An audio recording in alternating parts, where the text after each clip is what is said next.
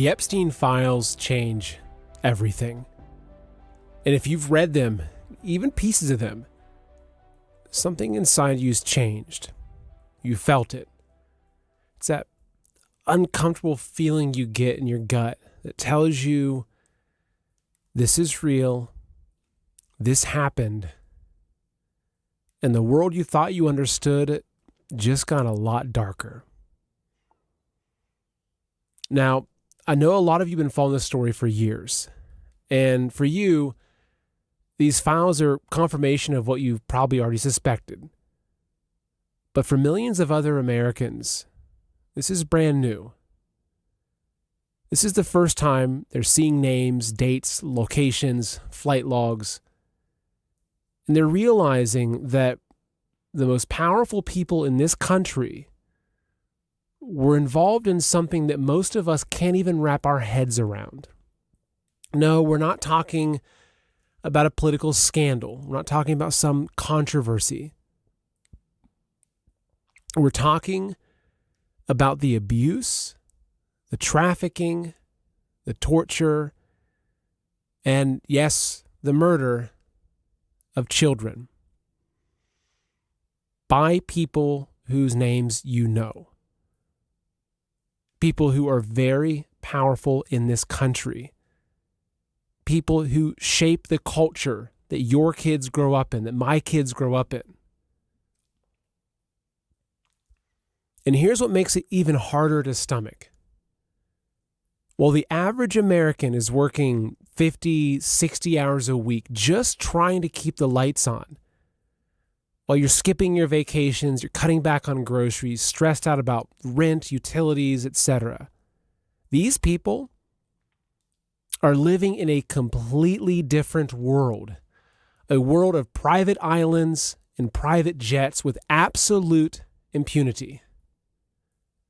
A world where they can steal, launder, blackmail, and do things to children that I can barely bring myself to say out loud. So, what do you even do with this information? I mean, when you see something like this, something this disturbing, you really only have a couple of options. You can try to look away, push it out of your mind, get back to your routine, pretend you didn't see it.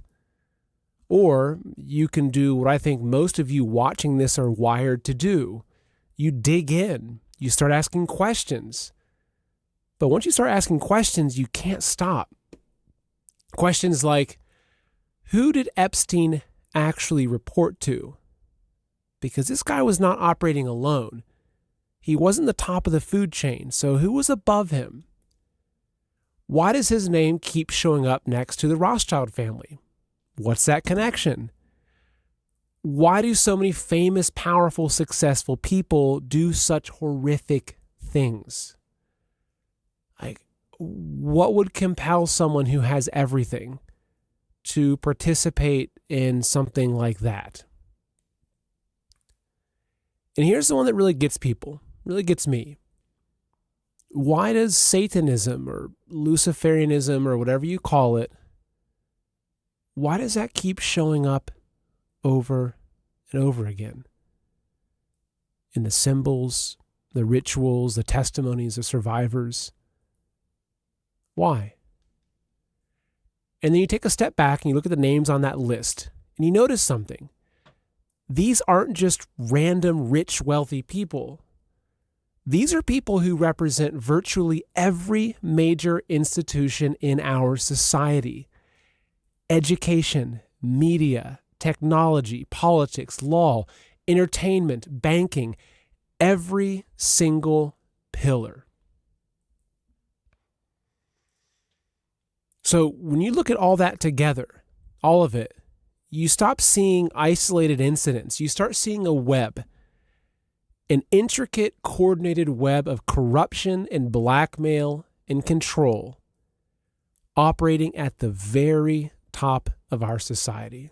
And Epstein is just the tip of the iceberg. Now, to help you understand what that iceberg actually looks like, like beneath the surface. I recently sat down with a woman named Max Lowen. You can actually watch the full interview in the description link below. So Max is a survivor of satanic ritual abuse. And what she lived through makes Epstein's files look like a footnote. And as she told me, Epstein was just one, not even a very high level, broker of children. That the operation goes much, much deeper than one man with a private island. And it's much darker than using children just as blackmail puppets, as bad as that is. So listen to how she describes it. She also gives a little bit of her own background here. I'll warn you though, this is really, really dark. So just know that going in, it's hard to listen to. Epstein is the tip of the iceberg. He's one not even very high level broker of children. He wouldn't have been responsible for trafficking them. That would have been the CIA and all of their affiliates. Where I was trafficked and put through satanic rituals and tortured is in the Vatican, and a Jesuit facility that's under the ground in Rome. So I would be in the facility, I would be put through different experiments, various forms of torture, things like electric shock, extreme temperatures like being put in a freezer, all kinds of bodily harm. I don't know if you can say the R word, if it would be censored, but no, you can speak pretty okay. open. I'll make sure I give Okay. people an appropriate warning beforehand. Yeah. Okay. So, rapes, being kept in cages and isolation, being starved, being forced to make impossible choices. Like I had to decide whether one person got killed or a different one got killed. And if I wouldn't choose, then they would both be killed. Being put through just extreme, being buried alive, waterboarded. If you can imagine it as a form of torture, they did it to me and many other children. I was forced to watch the torture and horrifically brutal, slow murder of animals, other people. They have an altar there and they sacrifice children. So first they brutalize them so that the adrenaline is secreted in the blood. And then in a ceremonial fashion with a special knife, they cut them open while they're alive. The blood is collected in these chalices, it's drunk. There would be people in attendance that you would consider VIPs of everything religious, actors and actresses, corporate CEOs, anyone, any kind of who's who in the zoo type people. And they would do these rituals in homage to Lucifer. I know that's heavy, but here's why I'm showing you this, because what Max describes about who's behind all this, the actual power structure of this world, it lines up perfectly with what the Epstein files are showing us, just on a scale that most people aren't ready for. And to be honest, it's also a level of evil I think most people aren't ready for yet either. So when I asked her to explain that power structure in more detail, here's what she said. Well, that saying all the world's a stage is actually literally true. The hierarchy, if you view it as a pyramid, then the bottom layer is us, it's humanity, and we're holding up this power structure. The layer right above us are presidents, heads of states, prime ministers, politicians. They're actually actors purely. They don't actually have much power in terms of the rest of the hierarchy. They're the face front to us. And then we're told, oh, there's this choice, the left or the right. They're all working for the same overlords. There's actually these people behind the scenes are all partying together and, raping children together. So that's a false thing, but it's designed to keep us divided and fighting each other and add in gender and race and everything else, so that we won't notice that, the people above that are abusing us and harvesting us. So that's just something important to know, that that's all a show. I call it, like, the former president, I say it was Blue Donkey Productions starring Joe Biden, and now it's Red Elephant Productions starring Donald Trump. Now, a lot of people are going to get mad about that because the Savior program is so strong. It's another program. It's a mind control program for us to keep us passive, to keep us doing nothing and waiting for someone to come save us. So then after that layer, that bottom layer that faces us, you have all these other layers, and it includes things like you mentioned, like the Committee of 300 and, militaries and generals and the CIA, and so all the intelligence agencies. And then you go a little higher and you get entities like the Vatican, the Freemasons, the Illuminati. They all work together, but they're sort of sub-factions. The entire world is basically run by a satanic cult. They're psychopaths, they're pedophiles, they're parasitic. So they harvest us physically, etherically, spiritually. And so at the tippy top of the pyramid, and this is going to sound, we're already in crazy land for some people with what's released in Epstein, so I'll just go there, but they're not human. Okay. So these are interdimensional beings that have come to this planet, that have taken it over, and they are dark. They are evil. And so they are patriarchal. So they have created everything in that image. And then the whole hierarchy is completely compartmentalized. So different rungs have different tasks and things that they do, and they have different amounts of the big picture. And right below that tippy top, and still above all the things like the Vatican and the Freemasons or whatever, are covens, believe it or not. So practitioners of black magic, that's a big part of the control structure. So that ask me more questions, but that's basically the hierarchies. Did you catch that? The bottom of that pyramid, right here at the very bottom, that's us. We're holding the whole thing up. And the layer right above us, the presidents, the prime ministers, the politicians, they're not running anything. They're just the front. They're the actors. They're just the low-level pawns, and their job is just to keep the masses distracted and focused on fighting each other. Now, the scary part, though, is what's above them, right? Militaries, intelligence agencies, secret societies. And on top of that, well, I think she said it pretty bluntly. The entire world is basically run by a satanic cult. Let's let that sink in together. The world is run by a satanic cult. Perhaps that's why the world feels like it's going to hell in a handbasket. But she goes into more detail about this. Watch here. Every institution that we have on this planet, everything has been either created or infiltrated by this cult. So that's why no one's getting arrested, because they control the military and the police and the justice system. And so, for example, the medical system, we used to have, real healing like herbs and energetic healing. And then the Rockefellers, which are one of the bloodline families, that's a layer in that hierarchy as well.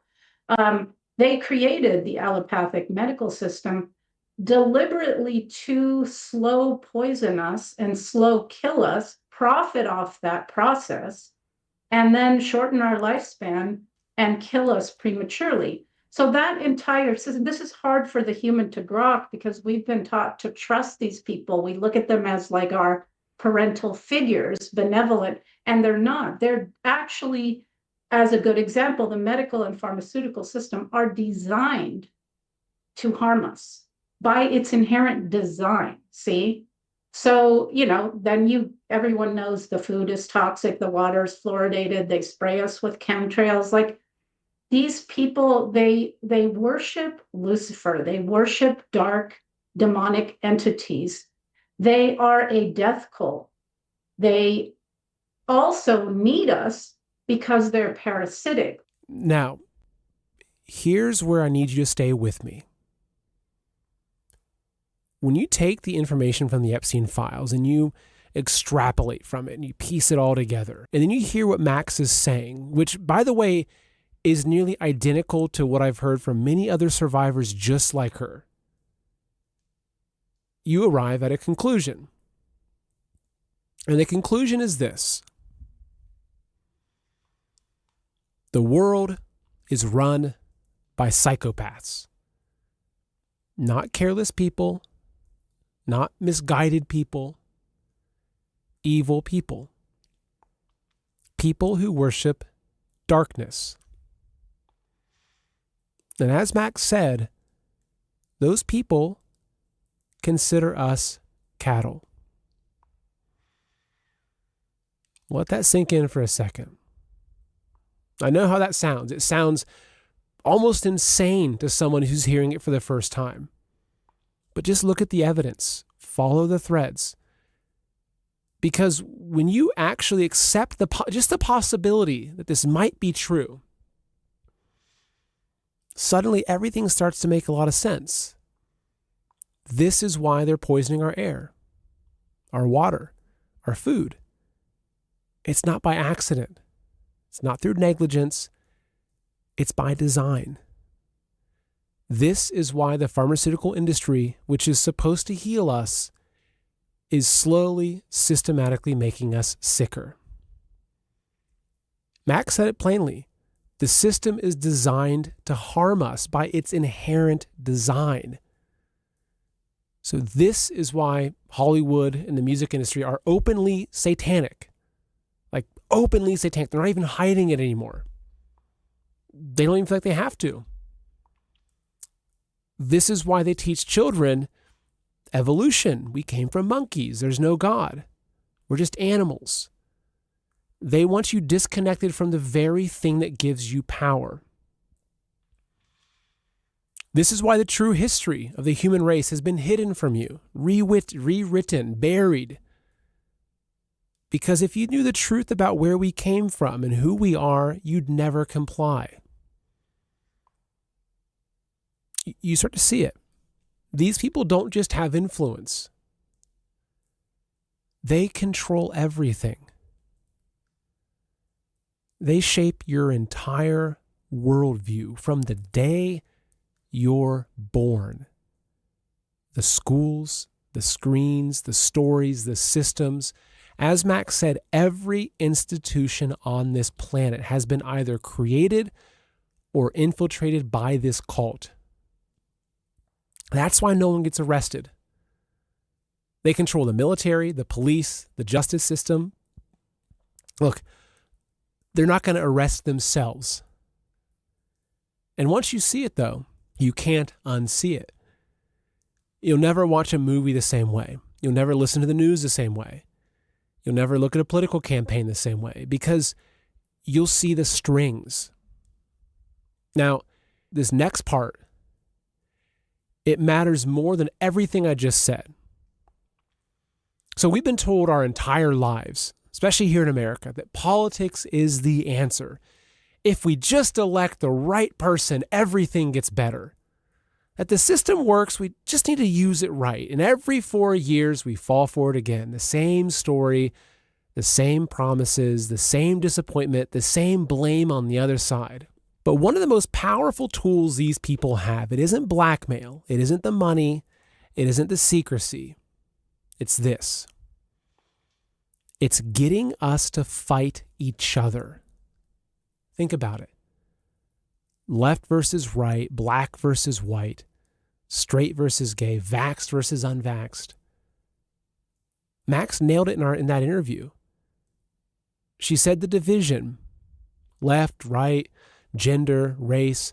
It's all designed to keep us fighting each other so we won't notice that the people up above us are harvesting us. They have intentionally built a society that runs on tension, on division, on hatred, on entire groups of people despising, even wishing death upon other groups of people. And why? Why do these people think like that? For one reason. Because they were programmed to. We were programmed to. We didn't come up with that hatred on our own. It was put there carefully, deliberately, almost surgically. Over the years and decades, through the media they control, the education system they designed, the culture they manufactured, they need us divided. Because the moment that we unite, their power disappears. So here's the question. Now that you've seen this, now that the Epstein files have cracked the door open just enough for the light to get in, what are you going to do about it? Are you going to keep believing that politicians will save you and keep watching their media, their literal propaganda, and let it shape what you think? Are you going to keep consuming their movies and their music while it rots away everything you believe in? Are you going to keep hating your neighbor because of who they voted for? Or are you going to do something different this time? Are you going to use this moment to finally lay down the weapons they put in your hands? To stop fighting the people they told you to fight? What if we forgave each other? What if we recognized our own failures instead of obsessing over everyone else's? What if we looked at the person across the aisle, across the street, across the dinner table and said,